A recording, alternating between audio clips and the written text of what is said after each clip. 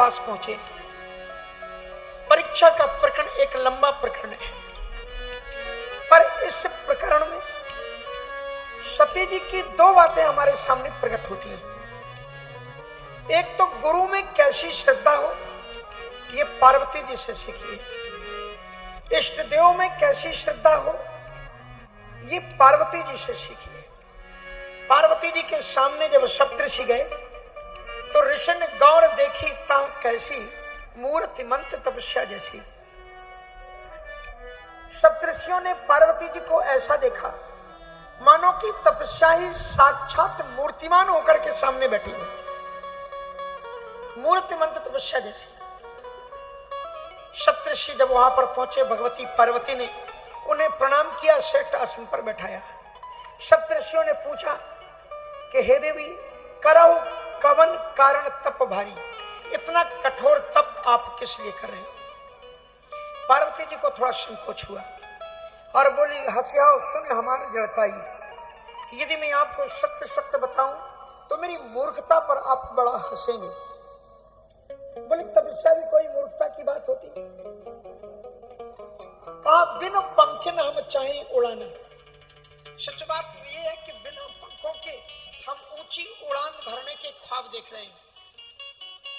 कौन सा ऊंचा ख्वाब का? चाहे शिव ही सदा भरतार, जो सदा शिव है उन्हीं को भरतार प्रियतम पति के रूप में हम प्राप्त करना चाहते हैं। और जो ही इतना सुना, सप्तऋषियों ने उनकी खूब मजाक उड़ाया, ताली पर ताली पीट करके हंसे। किसके साथ विवाह करना चाहती हो? कहा शिव के साथ। वो भोले बाबा के साथ? बोले वो औघर दानी के साथ? बोले हाँ उन्हीं के साथ। वो जो शमशान में पड़ रहा था उसके साथ? बोले हाँ उन्हीं के साथ। बोले जो मुंडों की माला डालता है उसके साथ? कि सब पागल ने तुमको बता दिया कि वो तुम्हारे लिए अच्छा वर होगा। सही कहा है, भल बूढ़े ठग के बौराए। तुम्हें कौन ठग मिल गया जिसने कह दिया तुम उनके लिए तपस्या करो? वो तो सैतमैत में भी किसी अच्छी कन्या को मिले तो कन्या कोई उसके साथ में विवाह न करे। और बौरे बरे लाग तप की ना, तुमने इतना कठोर तप उनके साथ में किया। अच्छा एक बात तो बताओ, तुम्हारा गुरु कौन है? सप्तऋषियों को अच्छी तरह से मालूम है कि उनका गुरु कौन है, लेकिन वो जानबूझ करके पूछना चाहते, कहते तुम्हारा गुरु कौन? बोले नारद जी। तब तो हो गया तुम्हारा काम। नारद के उपदेश सुन कहाऊ बस्यु किसु गेह। नारद जी के उपदेश सुन करके आज तक किसी का घर बसा है जो तुम अपना घर बसाने चले? उनकी अपनी शादी हुई नहीं और तुम उनके कहने से अपनी शादी कराने चले। सुनी नहीं, सुंदर से बंदर बन गए थे। अब वो यही चाहते जो जैसे उनकी शादी नहीं हुई किसी की शादी में। कनक कश्यप का घर उनघाला, हिरण्याक्ष का उन्होंने घर बर्बाद कर दिया। हिरण्यकश्यप का उनके बच्चे को बाबा बैरागी बना दिया। इसलिए उन्होंने जिनके साथ में किया अच्छा नहीं किया, इसलिए आप उस बात को छोड़ो, उचित नहीं उनके चक्कर में रहना। और जो ही उन्होंने गुरु की निंदा सुनी तो अपने गुरु की निंदा किन्हीं भी परिस्थितियों में जो सुनते हैं, श्रवण करते हैं, हरि गुरु निंदक दादुर हुई, जन्म सहस्त्र पावन सोई। हरि और गुरु का निंदक मेढक बन करके जन्मता है और फिर टर टर अब करो तुम। जो ही उन्होंने गुरु की निंदा की, भगवती पार्वती जी ने उनको स्पष्ट कह दिया, अब ग्रह गवनहु भयउ विलंबा। गुरु का अपमान किया और इष्ट देव दोनों का। सप्तऋषि कहते हैं, सुता तुम छोटी गोबरी बूढ़ो, सुता तुम छोटी गोबर बूढ़ो, सुता तुम छोटी गोबरी बूढ़ो, सुता तुम छोटी गोबर बूढ़ो, सुता तुम छोटी गोबरी बूढ़ो, सुता तुम छोटी गोबर बूढ़ो।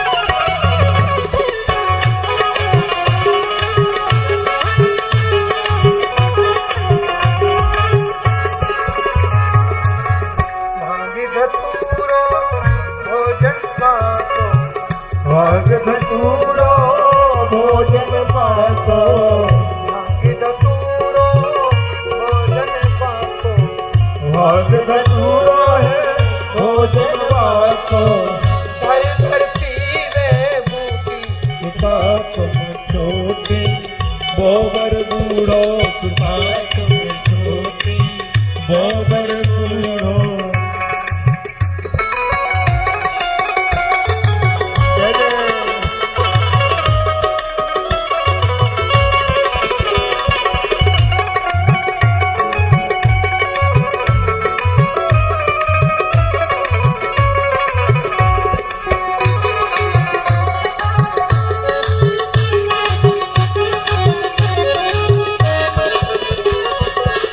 छापई पैरते छापई ओढ़ते अरे सापई ओढ़ते साप बिछावते छापई ओढ़ते छापई पैरते सापई ओढ़ते सापई पहनते ओढ़ते छाप बिछावत अरे सापई ओढ़ते साप बिछावते सांप की पहरे लंगोटी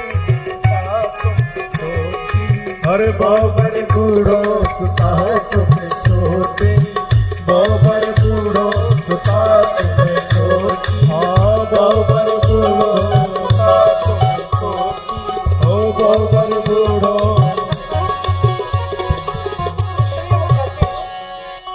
क्यों है शिव औरदानी शिव बाबरा शिव पहाड़ों पर भटकने वाले शिव तुम्हारे उपयुक्त वर नहीं है उनके लिए इतनी कठोर तपस्या करने की तुम्हें जरूरत नहीं है पर अब तुमने इतनी कठोर तपस्या कर ली तो मुझे दया आ रही है कि तुम्हारी ये तपस्या व्यर्थ न चली जाए तो हम ऋषि मुनि लोग हैं हम आपको वचन देते हैं कि आपकी ये तपस्या हम व्यर्थ नहीं जाने देंगे तुम शिव को चाहते हो शिव से भी ज्यादा स्वरूपवान श्री पूर्वश वैकुंठ निवासी जो श्रीपुर में रहते हैं वैकुंठ के निवासी गावई वेद जासु जस लीला वेद जिनकी अमल और निर्मल कीर्ति का गान निरंतर करते रहते हैं छोड़ो शंकर जी का चक्कर हम ऐसे भगवान नारायण के साथ आपका विवाह करा देते हैं अब उन्होंने शंकर जी की निंदा कर दी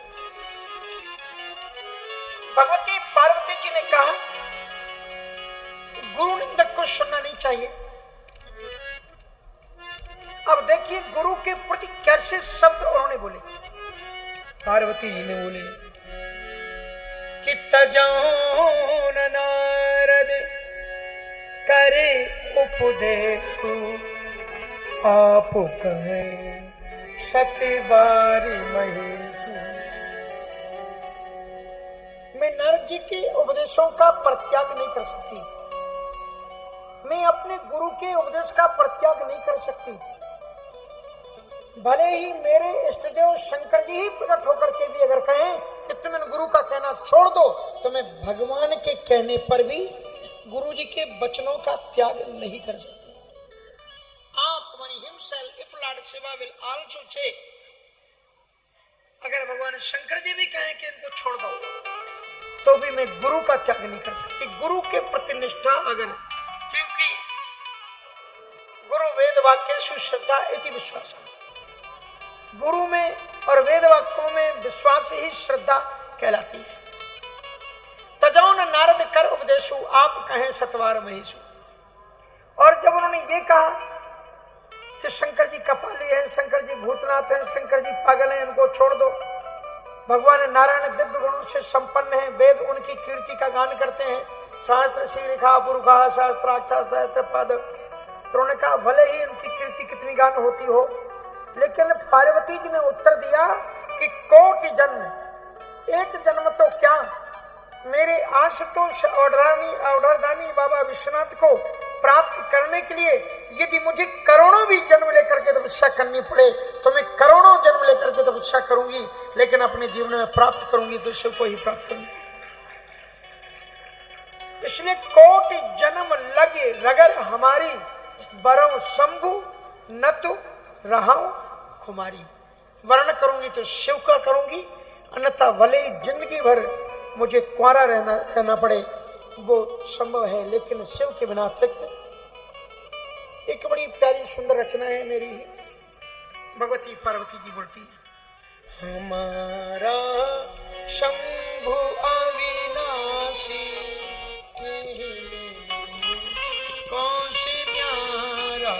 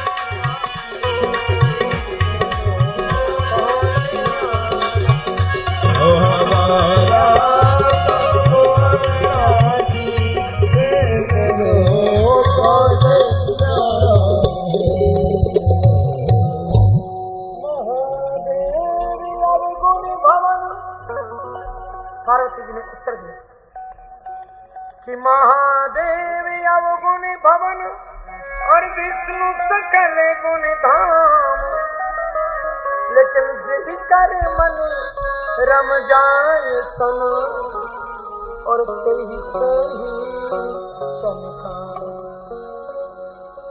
भले ही आपके भगवान विष्णु जी सारे सद्गुणों के भंडार हो और भले ही हमारे बाबा विश्वनाथ जी अवगुणों के भवन हो, पर जेहि कर मन रम जाए सन, जिसका मन जिसमें रम जाता है उसकी उसी से लगन होती है, तेहि तेहि सन।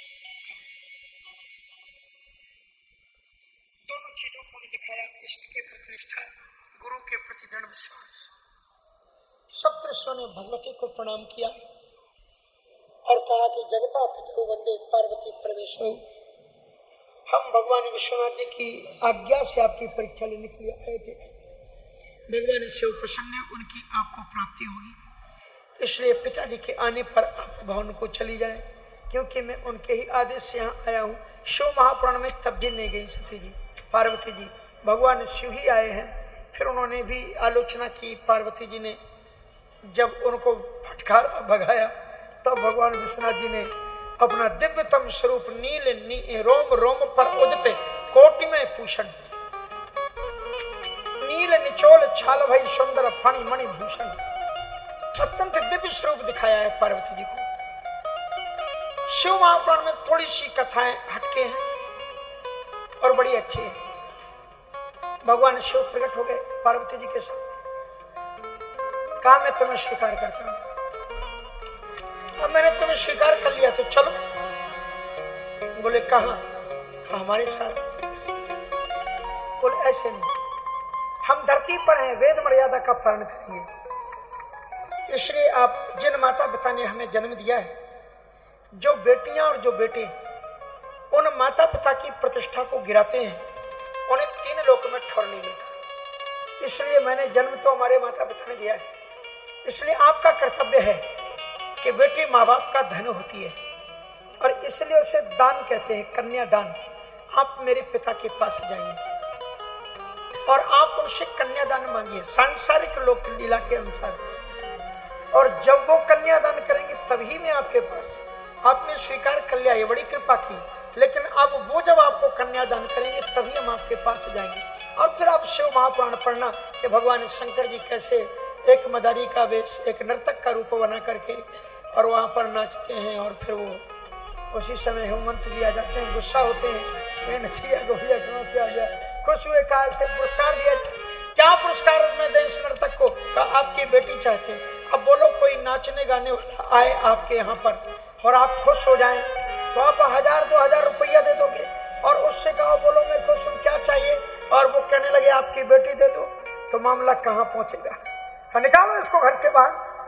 आ गया भीख मांगने वाला, बेटी चले गए। उसके बाद में फिर सप्तऋषि गए हैं और वशिष्ठ आदि ऋषियों ने समझाया। लंबी एक कथा शिव महापुराण में। रामचरितमानस में तो ये है कि सप्तऋषियों के कहने के बाद पार्वती जी चली गई। भगवान शिव को आकर के उन्होंने बताया, भगवान शिव समाधि में बैठ गए। तारक असुर भयो तई काला, भुज प्रताप बलशील विशाला, तई सब लोक लोकपति जीते, भय देव सुर संपत्ति बीते। और शिव महापुराण में देखना कितना ताकतवर था। यहाँ तो 1-2 चौपाई में उसकी कहानी पूरी कर दी गई। पर वो हिरण्याक्ष हिरण्यकश्यप के परिवार में पैदा हुआ था, 3री-4थी पीढ़ी में जाकर के तारकासुर। भगवान नारायण का सुदर्शन चक्र भी उसका कुछ बिगाड़